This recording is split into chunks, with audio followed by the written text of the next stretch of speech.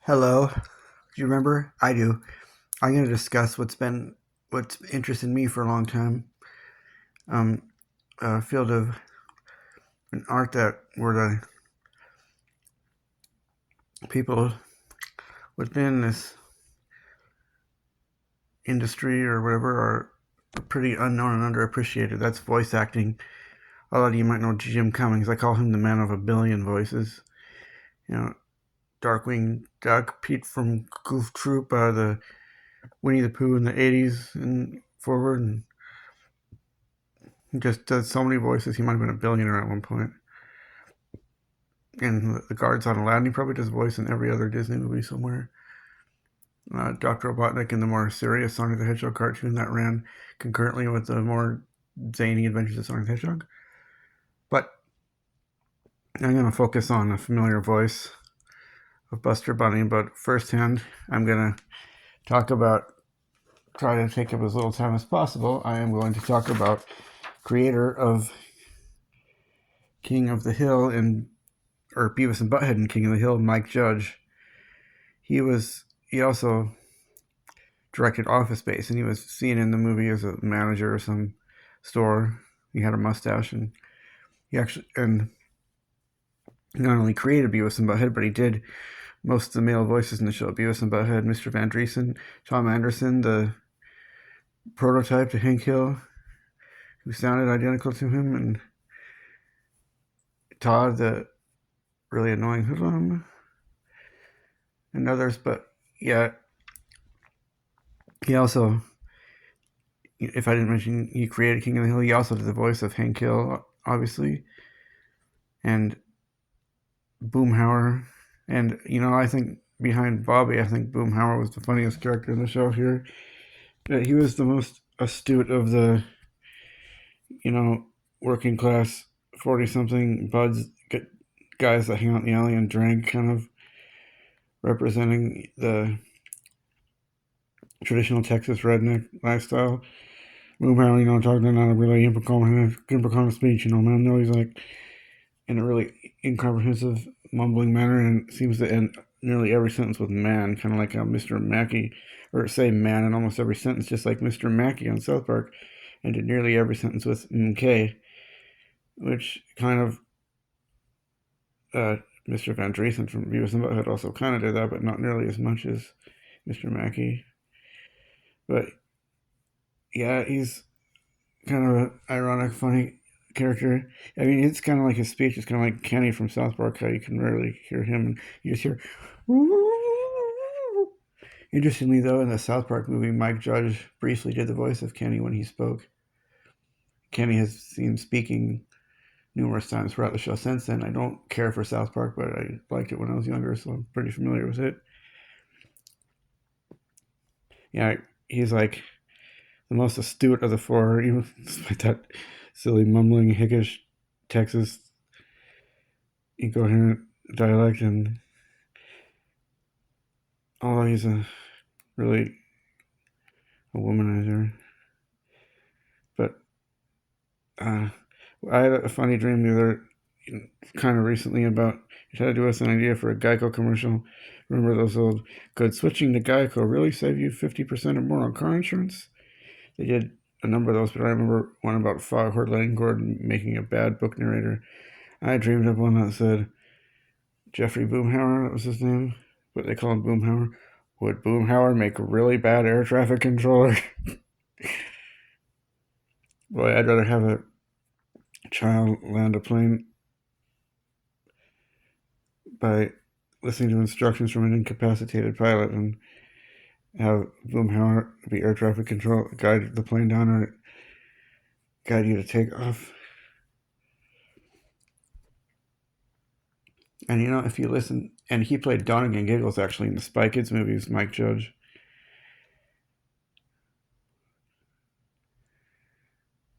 Yeah, okay, that's maybe all I'm going to say on Mike Judge. I found out about this when I was about 14. The Simpsons and King of the Hill were part of my nightly lineup. And I thought, yep, created. I found out who he was created by. Yep, Mike Judge, but soon found out that he created the more famous Beavis and Butthead.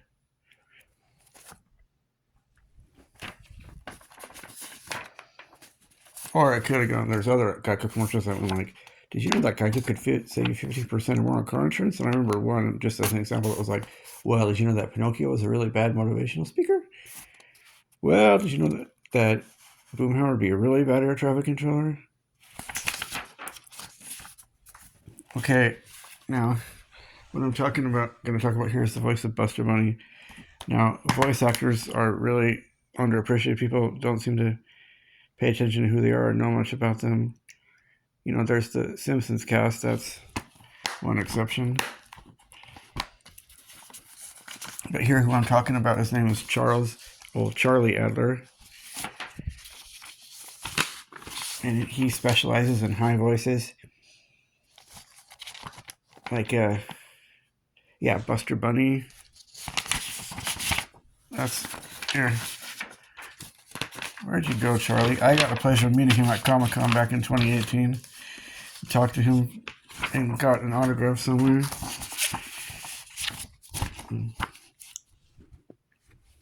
And he, is also the voice of Ickis on Our Real Monsters. Where are you? Ickis?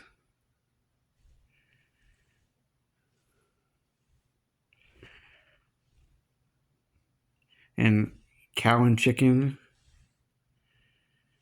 And Roderick Rat here is the kind of a minor antagonist in Tiny Toons. He's in the video game Busters and Treasure a lot.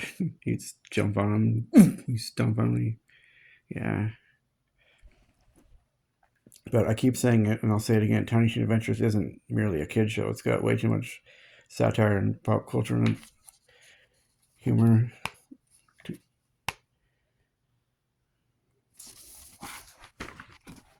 I guess monsters are fun. And oh yeah, Mr. Big Head from Rocko's Modern Life. Oh, it's the same picture.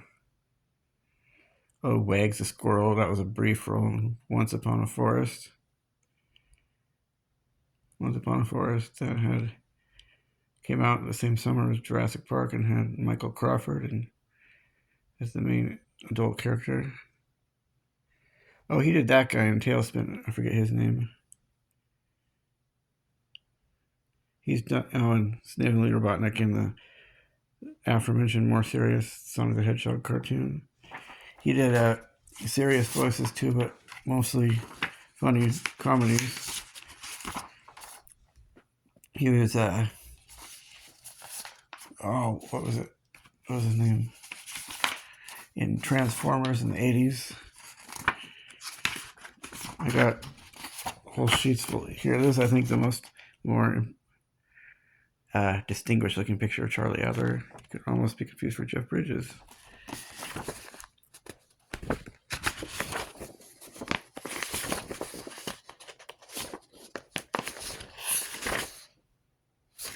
And before I go much further, here is Charlie Adler in his heyday. Yeah, there, around 1990. These printed out pictures don't seem to do him justice.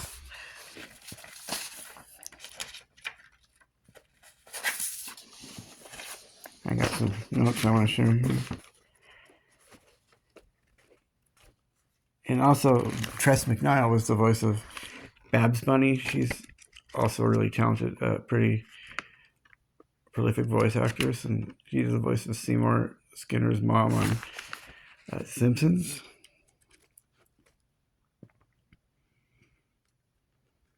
And when I met Charlie, he hardly sounded anything at all like the characters he plays, because that's when you can tell someone's really a voice actor, like it's their profession.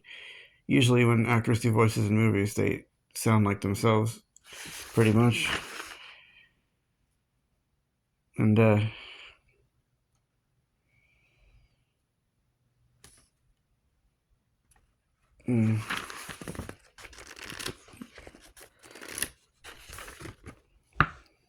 And in Our Real Monsters, it seemed to be a foreshadow Monsters Inc., but And the Crumb and the character, interestingly, he not only reminded me of John Goodman, but John Goodman was considered to play that role.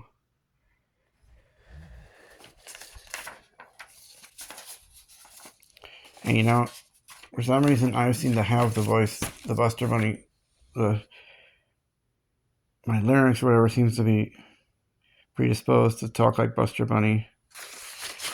Now, when I was little, about 7.5, I thought that if you just, we like to record the Tiny Toon Adventures How I Spent my Vacation, and I thought that all I'd have to do is write down Tiny Toon Adventures How I Spent my Vacation on the cassette tape. You know, like the thing you put in the car to listen to music. And I had seen the movie Big recently, and thought about saying my prayers to ask God to temporarily at least turn me into Buster Bunny. My mom said something like, "Shane, you gotta learn." I don't remember exactly what she said. Maybe it's like, you don't want him to waste his power on, you want him to do better, more meaningful, useful miracles than that. Or he made you, and he made you for a reason. But for some reason, he seemed to give me a voice where if he was sick any day, I seemed like I easily could have filled in for him. Now, I know Eric Bell, or whatever his name is the current voice in Tiny Toons University. But let's just see here, like when I was at Summer League. Now the Hawks have taken the lead. Now the Hawks... Oh, how about Tiny Toon Music Television? Remember the segment where they watch the episode about money, money, money? It's like a 60s tango party, and the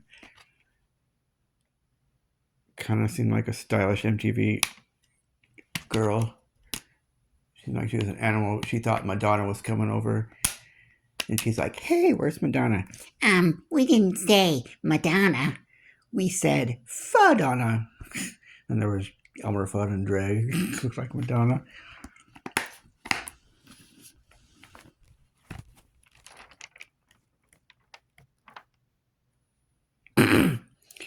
I suppose this means I don't get an A in the course.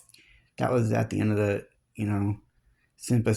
symphony section, segment of the music television. That was like Fantasia. Roasting in the sun. What a catastrophe it would be if it all suddenly came to an end. Okay.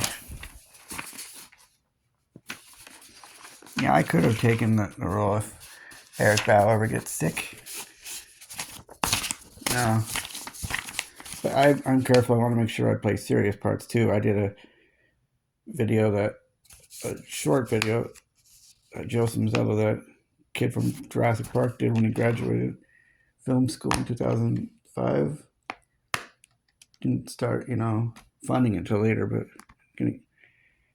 I spent enough on it to get an associate producer credit.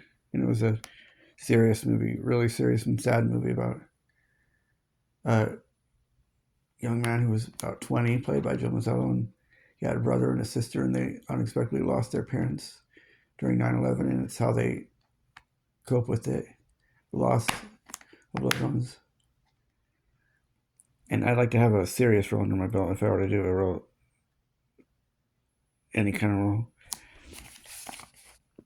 Charlie Adler, interestingly, I think he did the voice of Mr. Adler on Beavis and Butthead, the, shyster of a lawyer. You remember the Whiplash episode? And like midway or near the end, the FBI or local law enforcement breaks down his window and said he's arrested for 250 counts of fraud. He was in multiple episodes before then.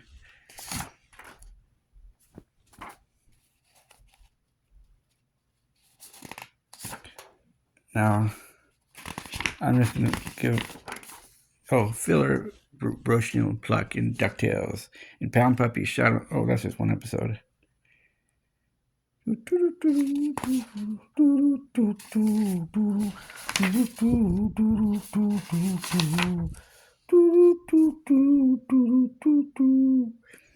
took long enough.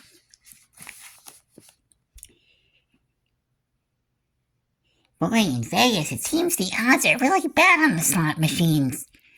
It's because of the experience of getting to go there and play every kind of slot machine you can imagine.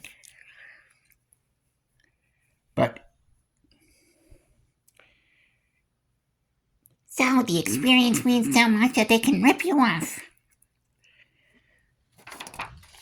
that's about what it's like. I have won in Vegas a number of times. We were just there at the NBA Summer League. I'm just looking for voices where I can show how good Buster Bunny I do.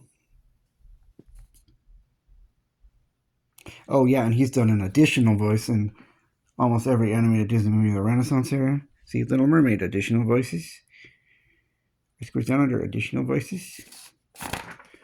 Oh, what another Ponies movie. Spike, woodland creature.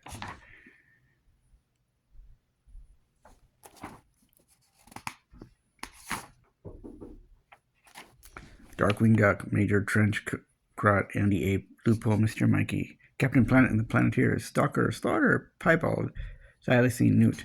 Oh, I remember Captain Planet and the Planeteers, but boy, that's really a throwback. I remember going, it seemed like all the way around Clark County looking for a Pinocchio coloring book when I was 6 years old, and one of my mom's friends was like, she found a Captain Planet coloring book. She's like, "You like Captain Planet?" Because it seemed like it was darn impossible to find a Pinocchio book.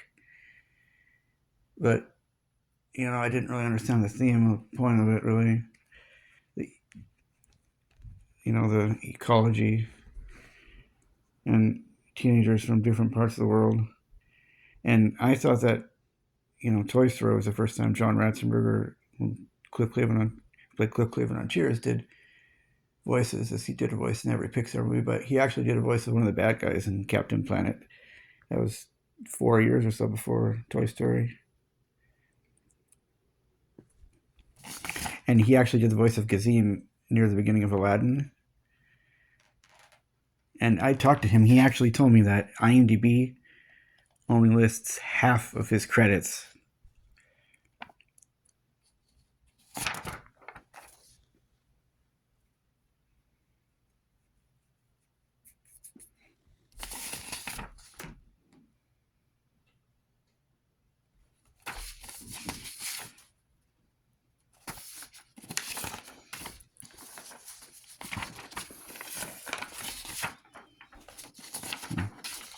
The last few episodes, several episodes, and the specials like Spring Break and the, spooky special, Halloween type special, it was John Kassir who did the voice of Buster Bunny, and he actually played the Crypt Keeper, and the Crypt Keeper sounds like Buster Bunny, kind of. And he did the voice of Miko in the Pocahontas. Oh yeah, he played Silverbolt in Guardian Prime and G.I. Joe the movie. And, don't go away, he actually has appeared as a person, not a cartoon, before.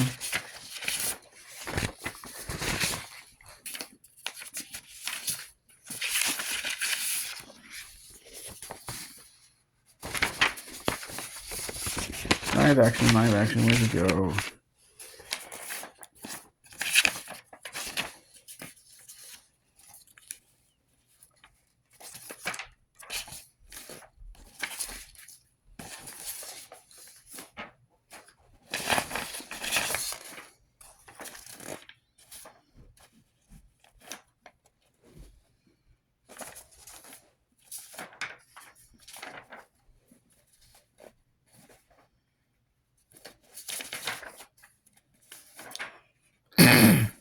Boy, I gotta get more organized. Live action? I don't see anything underneath here.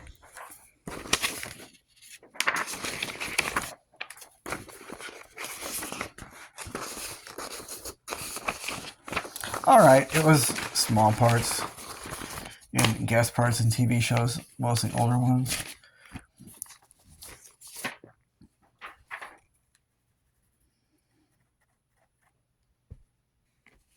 His voice is pretty hard to miss.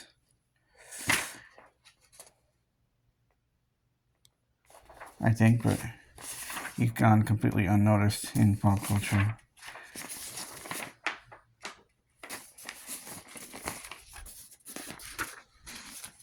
I don't want to try and imitate him. He might find it offensive. He kind of talks like this. No, or not. I don't know. Quackback, Mighty Ducks, the animated series.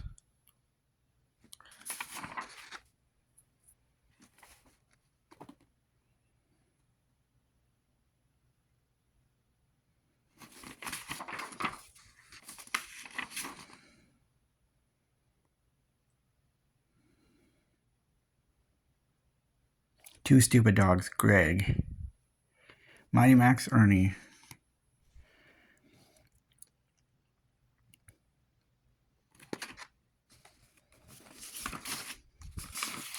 And, when I was listening to him, he was telling me a lot of how voice actors are treated like second string and didn't get paid fair enough.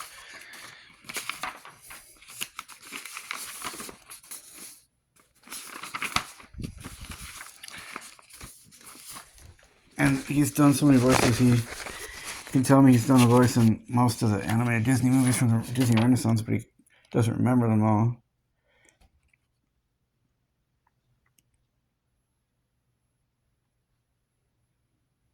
I don't know if I did imitate his voice well.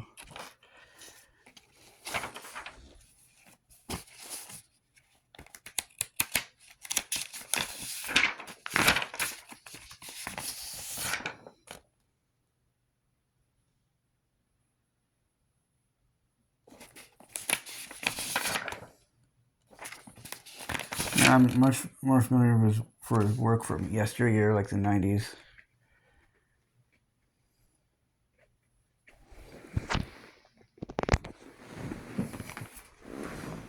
I will goof off every second that I can. That was me moving my lips.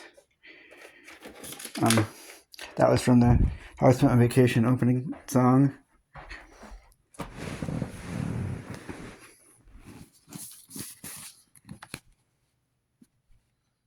He was born in February. Wait a minute. I'm not going to give his age, but born in 1956.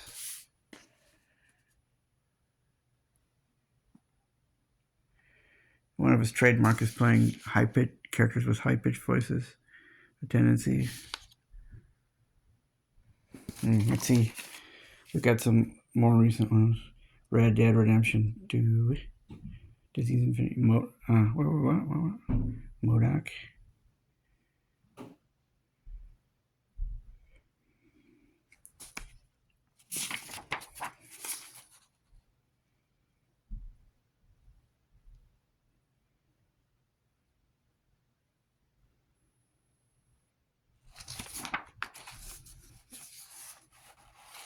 Spider-Man MODOK, Father Octavius in the 2019 to 20 Spider-Man show. Nick Quinzel and Grandpa and Harley Quinn. I'm not really familiar with these shows. Rugrats 2021 to 22. Get Graham.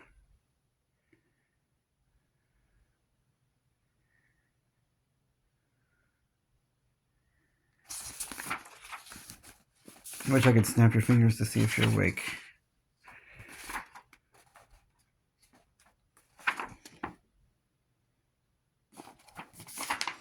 Now let's look back early in his career.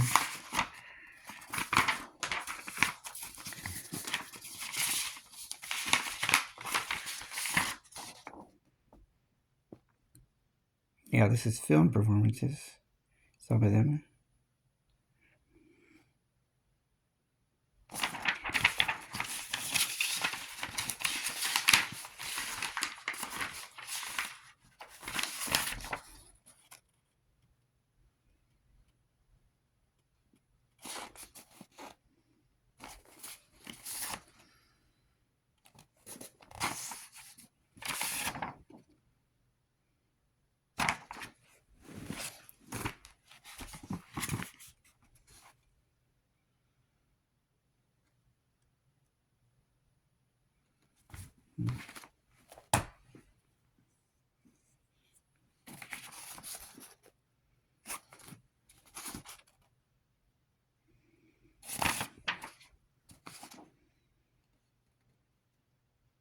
Jimmy Neutron, Void Genius, the Junk Man, all going up to follow up to Rugrats.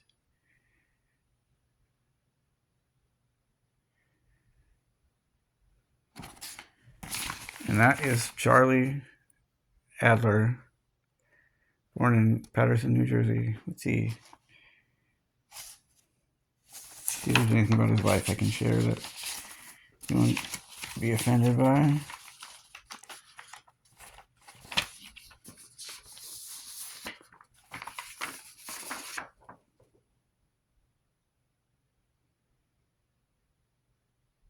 Oh yeah, he worked on the Red Fox show for a couple episodes, and he was disenchanted with live action after working on it, which he portrayed Ralph/Rita.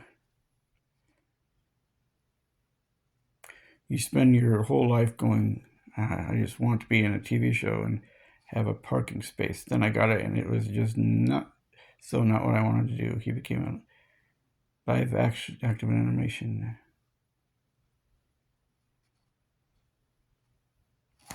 In 1990, Hunter learned his voice to Buster Bunny on Tiny Toon Adventures. Producer Tom Ruger recalled that he and voice director Andrea Romano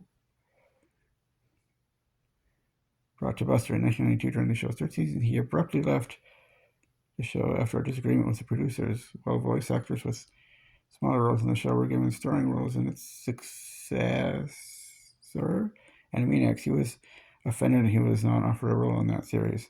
John Cassira replaced him for the reminder of Tiny Toons. Yep, just like I told you. He has Cow and Chicken and the Red Guy, and Cow and Chicken. He's done a lot of voices, and he's really distinctive, and I always thought he was a neat guy ever since, when I was about 10 years old, I was watching one of the Tiny Toon videos, and I actually cared enough to know who did his voice. Charlie Adler. All right. Hope you enjoyed this segment about how underappreciated and talented and prolific some of these voice actors are. Like and subscribe if you care, if I'm just not annoying and weird.